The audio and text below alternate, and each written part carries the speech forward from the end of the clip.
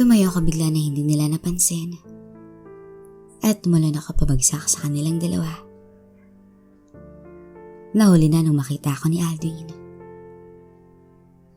Patagilid akong tumalon papunta sa kanila. Nasabay kaming tatlong bumagsak sa sahig. Narinig ko pang tumunog ang mesa sa likuran ni Aldwin. Napasigaw silang dalawa nang bumagsak kaming tatlo sa sahig. Sumakit yung gilid ko dahil sa lakas ng pagbagsak ko. Tinignan ko ang dati kong kaibigan at kita ko nawalan siya ng malay. At nakita ko rin na may dugong dumalo sa likuran ng ulo niya. Tumama pala sa dulo ng mesa ang ulo nito, kaya nawalan siya ng malay. Habang nakita ko naman si Karen na dahang-dahang bumabangon ng ulo niya na parang kinukulit ang sarili. Pansin ko din na may kinakapa ang kanyang kamay. Ang armas! Ani ko sa aking sarili. Naghahanap agad ako ng paraan para maagaw to sa kanya. Pero ang problema, hindi ko pa natatanggal ang tali sa mga kamay ko. Ay, ano ba yan? Ani ko nung papatayo na siya. Kaya wala na ako iba pang naisip. Kundi, Aray! Ken! Nabigla siya nung makita akong bumangon ng konti sa pagkakahiga ko. At walang sabing hinadbad ko siya na napahiga sa sahig at nawala ng malay. Habang ako naman, dumidilim ang panangin ko dahil sa aking ginawa. Ken. Dinig kong tawag ni Diane. Kaya sinik ko ang ulo ko. At nung okay na ako, mabilis kong tinulak paalis sa akin ng silya. At pinadaan sa paa ko ang kamay ko. At agad akong tumayo. Kinagad ko yung lubid na nakatali sa wrist ko. At sa wakas, natanggal ko na to. Napasigaw pa ako nung maalis ko na to. At nagmamadaling tinali ang dalawa. Nakulang pa yung lubid para sa kanila. Nakita ko yung charger ni Karen sa mesa. Kaya yun ang ginamit ko pang tali kay Aldwin. Tinignan ko pa to ng maayos. Baka kasi matanggal niya to kagaya ng ginawa ko kanina. Una kong nilapitan si Jepoy na puno ng dugo ang mukha. Jepoy, pare, si Ken to. Oh, Ken, pare. Nangihinang sabi niya. Diyos ko, teka, kukuha ko ng pampunas sa mukha mo. Dali-dali akong pumunta sa banyo at kumuha ng tuwalya at binasa ito. Pare, pasensya ka na kung nasangkot kita sa problema ko ha. Ani ko habang pinupunasan ko ang kanyang mukha na puno ng sugat. Takte, uunahin na kita. Sabi ko sa kanya na pinatayo ko siya at akay-akay ko siyang nilabas sa apartment ni Karen at dinala ko to sa may elevator. Diyan ka muna pare ha. Tutulungan ko lang muna si Diane at Lisa. Mabilis kong paalam sa kanya at dali-dali akong bumalik sa loob. Kinuha ko ang damit ng dalawa at binihisan ko sila. Sabay ko silang nilabas ng apartment at pinatabi ko to kay Jepoy. Dito lang muna kayo. Babalikan ko lang yung uncle ko. Sabay lakad ko pabalik sa apartment ni Karen. Bagong tayo kasi ang apartment na to. Kaya yun ang isa kong problema.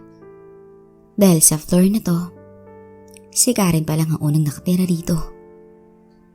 Kaya wala akong mahinga ng tulong. Kaya dinagawa ni Karen ng mga to dahil walang ibang makakarinig sa amin kung ano man na mangyari. Pagbalik ko sa loob, nakita kong tulog pa rin ang dalawa. Kaya nagsisigaw ako at tinatawag ang pangalan ni Uncle John. Uncle John! Uncle John! Nasaan ka? Pumasok ako sa kwarto ni Karen, pero wala siya doon. Naisipan ko naman pumunta sa kabila. At doon biglang bumagsak ang mundo ko. Nang makita ko ang uncle ko na duguan ng muka at maraming saksak sa katawan. Uncle. Uncle. Napaupo ako sa sahig at sumikip ang dibdib ko. Huli na pala ako. Tumayo ko't lumapit sa kanya at niyakap ko siya. Niyakap ko siya ng mahigpit at umiyak lang ako. Tandaan mo, boy, kahit anong mangyari, mamahalin pa rin kita. Naalala kong sabi niya sa akin noon. Talaga, Uncle? Natutuwang tanong ko sa kanya. Abay, oo naman. Huwag mong ipagsasabi sa mga pinsan mo, ha? Ang alin po? Di yung sinabi ko sa'yo. Talaga kang bata ka? At ginulo niya ang buhok ko at niyakap niya ako. Uncle John. Uncle. Pinahiran ko ng tuwalya ang kanyang muka at hinalikan ko siya sa noo. Iuwi kita, Uncle. At kinalagan ko siya sa pagkakatali niya. Dahan-dahan ko siyang hiniga sa sahig. Nang biglang may narinig ako sa labas. Kaya agad akong tumayo at dahang-dahang sumilip sa pintuan. Nakita kong taong pumasok sa apartment at nakatayo to sa kinaroroonan ng dalawa. Yumuko to para siguro kalagan si Karen. Lumabas naman ako ng dahan-dahan. At nung hindi niya ako napansin, bigla ko siyang tinadyakan na napahiga to sa ibabaw ni Karen at tinutukan ko agad siya. Sino ka? Nagulat at hindi nakapagsalita. Sabing sino ka eh?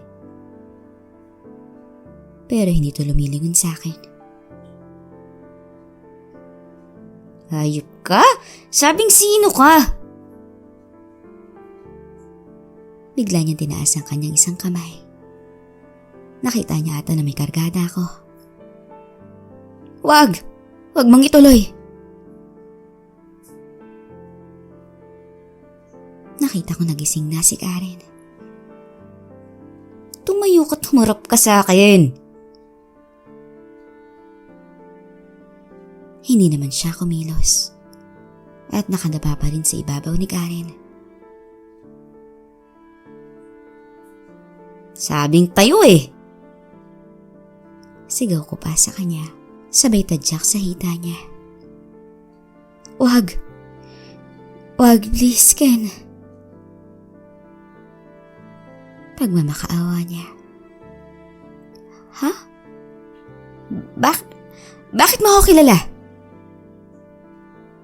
Hindi siya sumagot. Bakit mo ako kilala? Sumagot ka. Hanggang sa tuluyan nang nagising si Karen. At nagulat to nung makita akong nakatayo. Pero mas lalo siya nagulat nung makita ang taong nakapatong sa kanya. Bakit ka nandito? Nauutal na tanong niya. Isa ba siya sa kasabwat mo, ha, Karen? Muli kong tinadyakan sa paa ang taong nakapatong sa kanya. Hayop ka, Ken! Huwag mong saktan ng kapatid ko! Sigaw ni Karen sa akin. At nagulat na lang ako sa sinabi niya. Kapatid? Huwag. Sabi ni Karen sa kanya. Hindi. Kailangan na niyang malaman, Karen. Sabi nito na tinukod ang mga kamay niya sa sahig. Pumangon. At nagulat ako nung humarap to sa akin. Ken. Tawag niya sa pangalan ko. Napatingin naman ako kay Karen. At napatingin din ako sa kanya. Niloloko niyo ba ako? Tumayo at umarap sa akin. Hindi. Ken, hayaan mo ako magpaliwanag. Sinasabi niya to habang papalapit sa akin. Huwag kang lumapit. Tatapusin kita. Ken, wag. Rose, wag mong galawin ang kapatid ko. Wag na wag mong sasaktan ang kapatid ko, Ken. Nagmamakaawa ni Karen sa akin. Rose? Naluha to at niyo ko ang ulo. At nagsimula na siyang umiyak. Oo, Ken. Ako si Rose. Teka. At tumingin ako kay Karen. At sa tiyan niya. At muli kay Rose. Iangat mo yung damit mo. Takti. Napamura ako nung makita ko ang puso niyang may nunal. Ikaw! Nasabi ko nung makita ko to. Ako. At lumapit to sa akin. Hinawakan niyang kamay kong hawak ang kargada. Ken, hayaan mo ako magpaliwanag. Agad ko tong tinulak papalayo. Huwag mong sasaktan ang kapatid ko, Ken! Sigaw naman ni Karen. Please, Ken. Bigyan mo ako ng pagkakataon na magpaliwanag. Wika ni Rose. Wala kang dapat ipaliwanag sa kanya, Rose. Tumahimik ka. Galit ko na magsabi kay Karen. Sabay tutok ng hawak ko. Wag! Please, Ken. Wag. Napapaluha na to. Niloloko niyo ako? Please, hindi naman talaga to ang gusto ko. May nangyari lang kasi na hindi ko inaasahan. At napatingin ako sa kanya. Alam mo bang kinuha ni Karen ang buhay ni Uncle John? Ha? Nandun sa kwarto. Nandun siya. Ang uncle ko. Nagulat si Rose sa narinig niya at napatingin to kay Karen. Hindi naman siya makatingin sa kanyang kapatid. Tinapos mo si John? Pero wala pa rin tong imik. Karen, sabihin mo sa akin ang totoo. Sigaw ng kanyang kapatid kay Karen. Nang bigla naman tong ngumiti at tumingin sa amin. Dapat lang sa kanya yun. At sa galit ko, Tinadyakan ko siya sa tiyan. Ken! Sigaw ni Rose at tinulak niya ako papalayo sa kanyang kapatid. Nasaktan to sa pagsipa ako sa kanya. Tama na, please. Tama na. Ani ni Rose sa akin. Tama na? Sabihin mo yan sa kapatid mo. Tumingin lang siya kay Karen at binalik ang tingin sa akin. Magpapaliwanag ako kung bakit nagawa ng kapatid ko to. Tumahimik ako at tumingin sa kanya. Yumuko naman to at umawak sa kanyang tiyan. Sabay tingin sa akin. Ken, kaya nagkakaganyan si Karen. Dahil buntis ako, Ken. At ikaw ang ama. Napatras ako sa sinabi ni Rose. Buntis ka?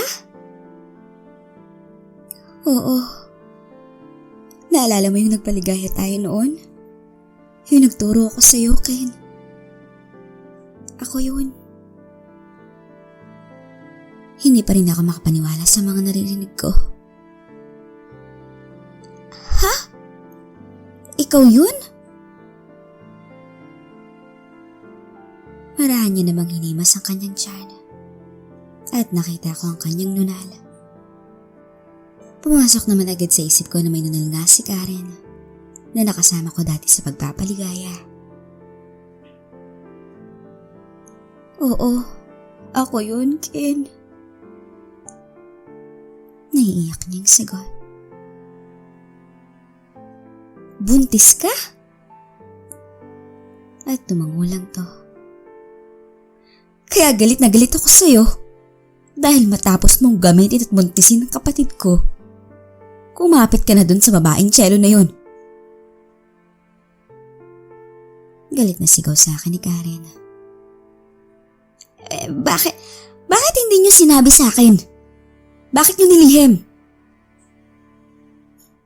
Pareho naman silang natahimik at nagkatinginan. Hindi kasi alam ni Jan na may kambal si Karen. Tinatago namin to sa kanya. Sagot naman ni Rose. Bakit? Ano bang meron bakit niyo to tinago? Ikaw! Turo ko kay Rose. Kung lumapit ka sa akin at sinabi mong totoo, maiintindihan ko naman. Hindi na ako bata at hindi ako bobo. At lalong hindi makitid ang utak ko. Sambit ko na bigla na lang napaiyak si Rose. Sinubukan kong lapitan ka. Ako yung pumunta sa bahay niyo noong linggo ng gabing galing ka kay Chelo. Ako yung nakasama niyong maghapunan at hinatid mo sa kotse. Yung pumunta sa bahay namin ng mga nakaraang araw. Si Karen yun. Tinignan ko si Karen. Pinuntahan kita pero ang sinabi ng papa mo, ka.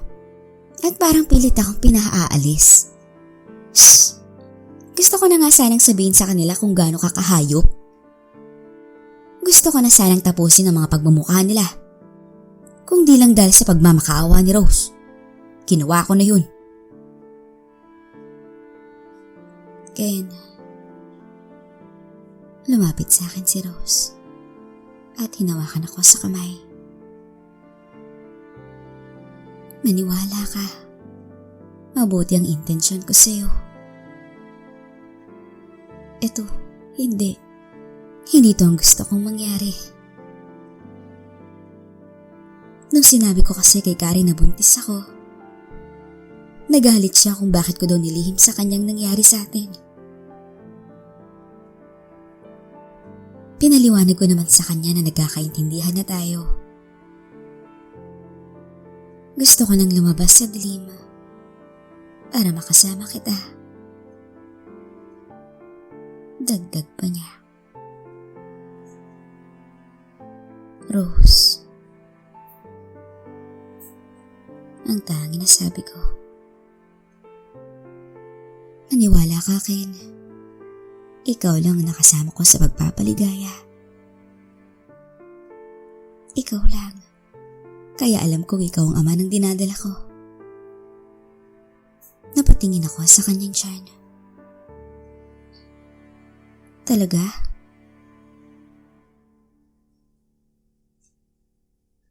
Napaluha ako. Kaya hinawakan niya ako sa mukha at ngumiti siya. Oo, magkakaanak na tayo. Sinandal ko ang mukha ko sa kamay niya. Nakita ko sa kanyang mga mata ang babaeng nakasama ko noon. Malambing, mahinahon, kalmado, komportable, at tahimik ang nararamdaman ko noon nung gaming kasama ko siya. Patawarin mo ako sa paglilihim ko, Ken. Pero totoo ako nung sinabi kong mahal kita. Lalo pa akong napaluha. Hindi ko alam kung anong mararamdaman ko. Magagalit ba ako? Maaawa ba ako? Hindi ko na alam ang sasabihin ko. Hindi ko na alam ang gagawin ko. Sa ginawa ni Karen sa uncle ko, hindi ko siya mapapatawad. Hindi ko na alam kung maniniwala ba ako sa'yo o hindi. Pinikit ni Rose ang kanyang mga mata at sinabing, ipikit mo ang mga mata mo, Ken, at pakinggan mo ang tinitibok ng puso ko. At ginawa ko naman yon. Pinikit ko ang mga mata ko at kinuha niya ang isang kamay ko. Saka ito nilagay sa kanyang dibdib. Totoo ako. Ako to. Ang taong nagmamahal sa'yo, Ken. Nang bigla siyang sumigaw. Wag! Yumakap siya sa akin nang marinig kong may pumatok sa likuran niya. Rose! Nabigkas ko na may dumaloy na dugo sa kanyang kamay. Naumawak ako sa kanyang likuran. Ken. Rose! Sigaw naman ni Karen sa kanya. Nakita ko ang hawak niyang kargada. Hindi! Hindi! Nagsisisigaw siya habang pilit na tinatanggal ang isang kamay niya sa pagkakatali. Rose! Tawag ni Karen sa kanyang kapatid na may tama sa likuran. Paulit-ulit ko nang tinatawag ang pangalan ni Rose. Bumibigat siya, kaya napaluhod kaming dalawa. At napansin ko na hawak pa rin ni Karen ang kargada niya. Kaya binuhat ko si Rose palabas ng apartment. At doon sa hallway, binaba ko siya.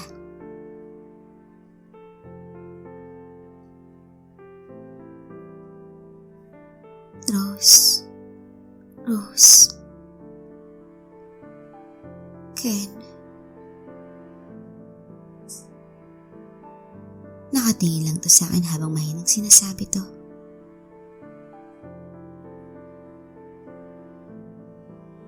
Pinahiga ko siya sa hita ko habang nakaupo ko sa sahig.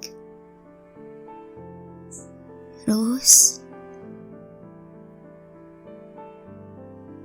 Ken, patawarin mo ko. Kailangan mong mabuhay, Rose. Kailangan mong mabuhay. Patawarin mo ko, Ken.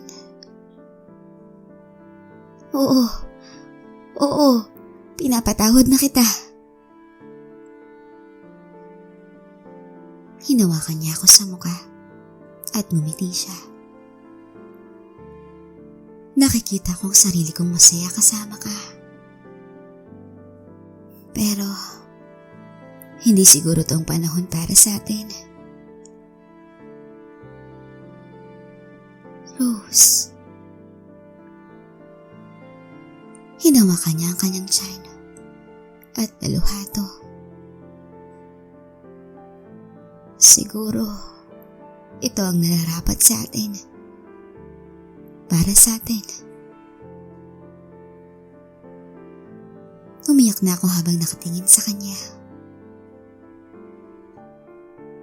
Ken, nagkakaintindihan naman tayo, di ba? Hinawakan ko ang kanyang mukha. Oo, nagkakaintindihan tayo. Muli siyang ngumiti at muling humawak sa mukha ko. Salamat. Hinila niya ako palapit sa kanya at hinalikan ako sa labi. Salamat, Ken.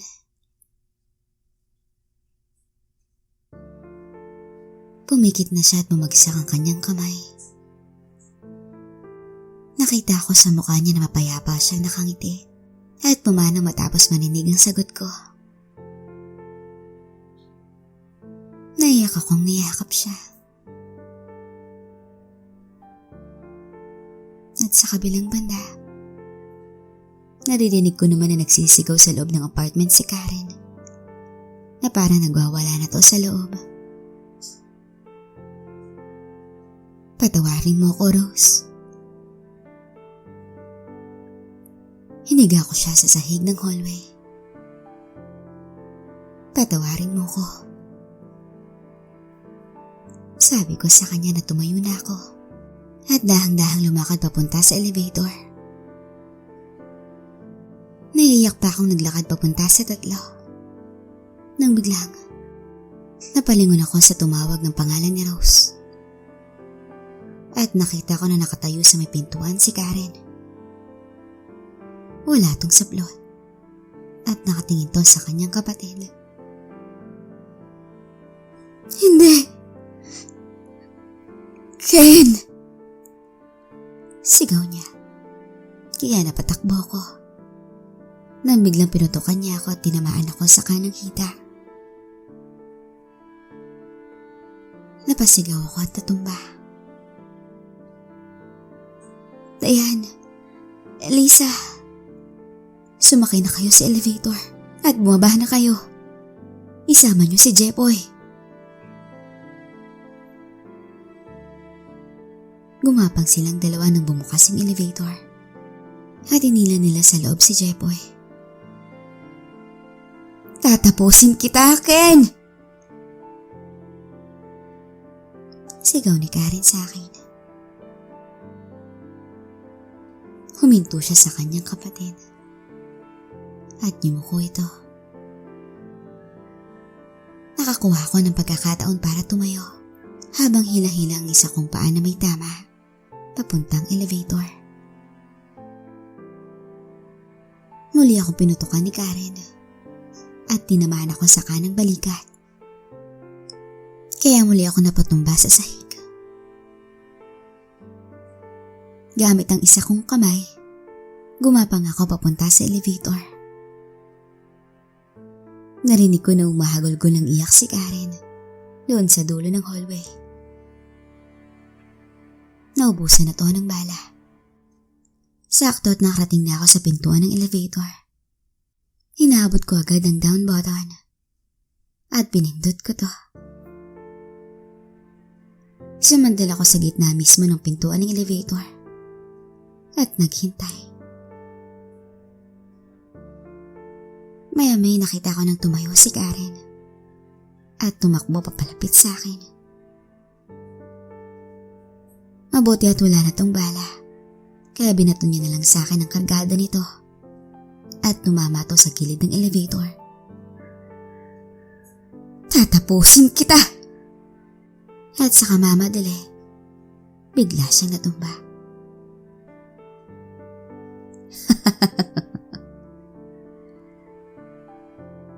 Natawa ako sa kanya.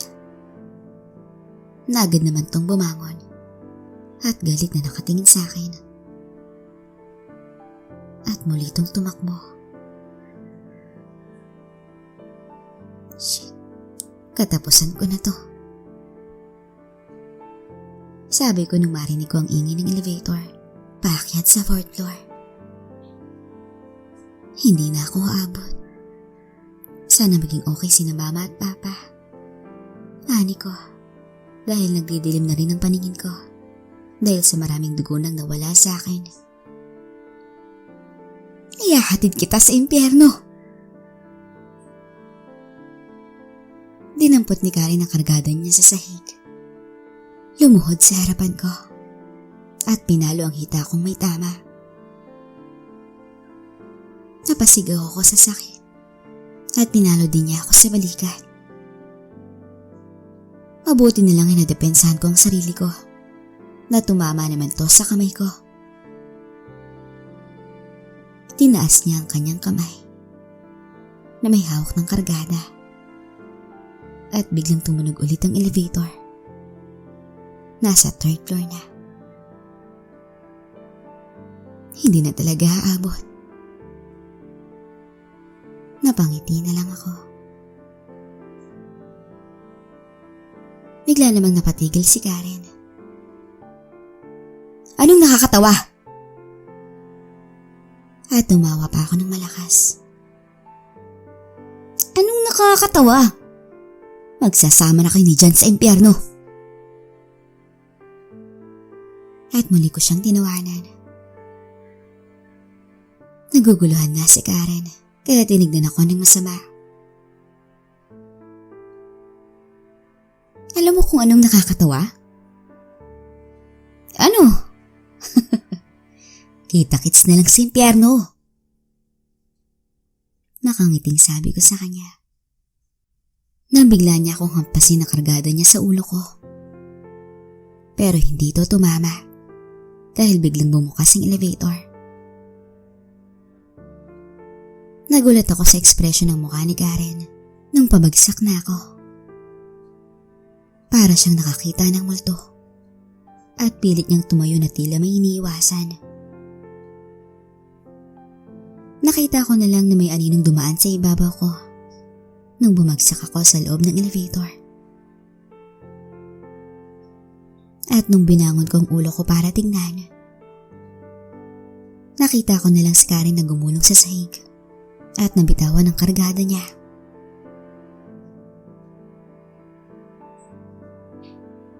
Nagulat ako at naluha nung makita ko ang likuran nito. Salamat.